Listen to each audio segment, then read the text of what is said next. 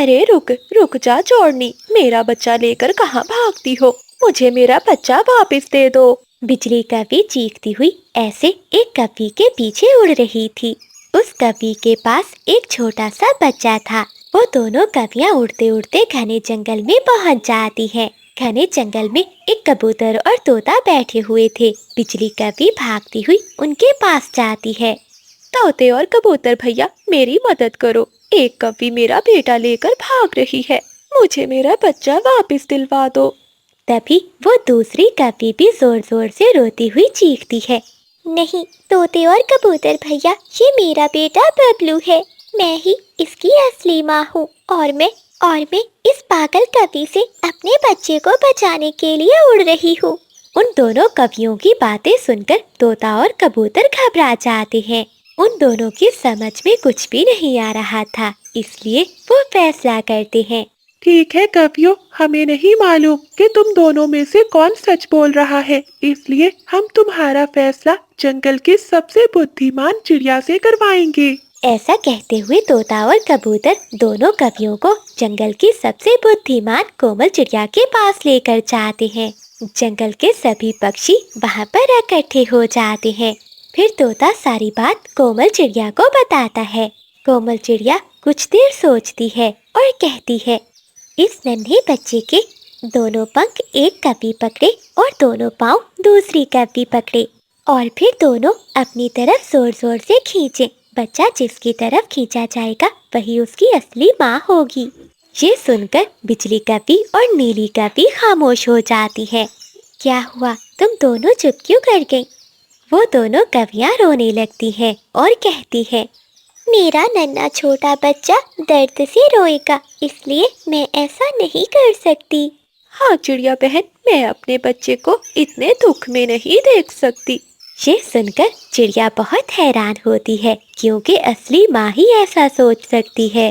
اب چڑیا دوسرا اپائے نکالتی ہے، تو ٹھیک ہے، تم دونوں کبیوں میں سے جو کبھی بھی جلتے ہوئے کوئلے پر چل کر اپنے بچے کے پاس پہنچے گی وہی اس کی اصلی ماں ہوگی۔ لیکن چڑیا کی یہ کوشش بھی ناکام رہتی ہے۔ بجلی کبھی اور نیلی کبھی دونوں ہی جلتے ہوئے کوئلوں پر چل کر بچے تک پہنچ جاتی ہیں۔ اب تو معاملہ اور بھی زیادہ بڑھ گیا تھا۔ دونوں کبیاں تو آپس میں لڑ رہی تھی کہ بچہ ان کا ہے۔ کومل چڑیا کچھ دیر سوچنے لگتی ہے اور پھر کہتی ہے، تم دونوں کبیاں 2 دن اس بچے سے دور رہو گی، جو اصلی ماں ہوگی وہی ایسا کر پائے گی۔ لیکن اس شرط کو پورا کرنے کے لیے وہ دونوں کبیاں راضی نہیں ہوتی۔ تبھی بجلی کبھی چڑیا سے کہتی ہے، کوئی ماں بھی اپنے بچے سے پل بھر کے لیے دور نہیں رہ سکتی، پھر 2 دن بھلا میں اپنے ببلو کے بنا کیسے رہوں گی؟ ہاں چڑیا بہن، کوئی ماں بھی اپنے بچے سے دور نہیں رہ سکتی، پھر 2 دن میں اپنے بچے کے بنا کیسے رہوں گی؟ میں مر جاؤں گی۔ بجلی کبھی چیختے ہوئے بولتی ہے، یہ جھوٹ بول رہی ہے، بچہ میرا ہے، میں اپنے بچے کو گھونسلے میں سلا رہی تھی کہ تبھی یہ کبھی کھڑکی سے آ کر میرے بچے کو لے کر بھاگ گئی۔ وہ تو شکر ہے میری نظر اس پر چلی گئی، ورنہ میرا بچہ آج مجھ سے دور ہو جاتا۔ یہ سن کر نیلی کبھی بھی کہنے لگتی ہے، نہیں، یہ سراسر جھوٹ ہے، سچ تو یہ ہے، یہ کبھی مجھے کل جنگل کے بازار میں ملی، اس نے مجھے بتایا تھا اس کا بھی اتنا چھوٹا بیٹا ہی تھا جو بیماری کے چلتے مر گیا تھا، تبھی اس نے میرے بچے سے اپنے بچے کی شکل ملتی جلتی ہوئی بتائی اور میرے ببلو کو گود میں اٹھا لیا اور وہاں سے بھاگ گئی۔ تب سے ہی میں اس کبھی کا پیچھا کر رہی ہوں، آج جا کر یہ میرے پکڑ میں آئی ہے۔ تم دونوں کی باتیں تو ایک پہیلی جیسی ہیں، اب تو اور بھی مشکل ہوتا جا رہا ہے، آخر یہ بچہ کس کا ہو سکتا ہے؟ کومل چڑیا، اب کیا ہوگا، کیسے فیصلہ ہوگا؟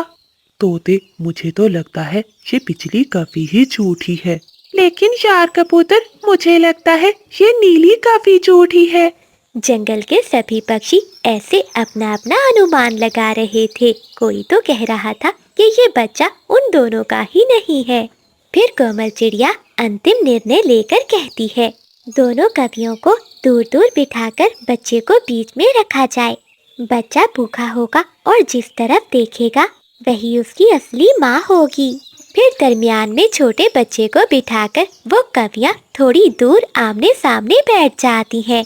जंगल के सभी पक्षी सांस रोके ये नजारा देख रहे थे, लेकिन बहुत देर होने के बावजूद भी छोटा बबलू किसी की तरफ देखकर भी नहीं रोया। वो तो वहीं बैठा चटपटा रहा था। ये देखते हुए बिजली कभी दौड़ी हुई बच्चे के पास आती है और वो छोटे बच्चे को एक मीठा फल देती है। तभी रोते हुए बिजली कभी कहती है, मेरा बेटा बबलू जब भी भूखा होता है तो वो ऐसे ही झटपटाता है। वो भूख से रोता नहीं बल्कि झटपटाता है।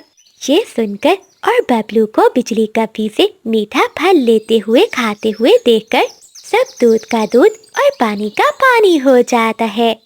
अब तो नीली कभी किसी से नजरें भी नहीं मिला पा रही थी, क्योंकि उसकी असलियत सामने आ चुकी थी। नीली कभी चुपचाप गुमसुम बैठी हुई थी। क्यों नीली कभी, अब तुम अपनी असलियत बताओगी या तुम्हें उल्लू सिपाहियों के हवाले कर दूं?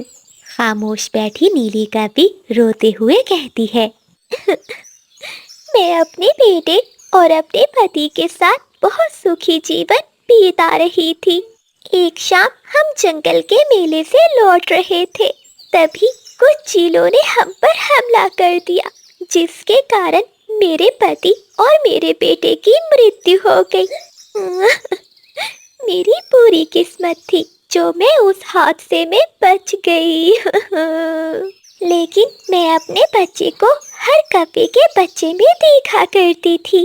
जब मैंने बिजली के बेटे को देखा तो उसमें मुझे मेरा बच्चा नजर आया और मैं उसे उठाकर ले आई। मुझे मेरा बच्चा चाहिए।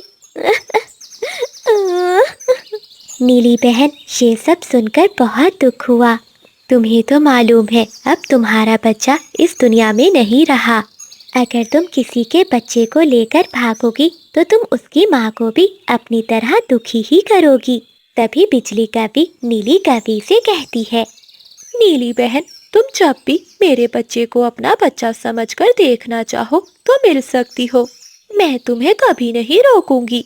आज से तुम मेरी बहन हो। अगर तुमने किसी और पक्षी के साथ ऐसी हरकत की तो मैं तुम्हारी बहन होने का नाता तोड़ दूंगी और मैं अपने बच्चे से भी नहीं मिलने दूंगी। हाँ।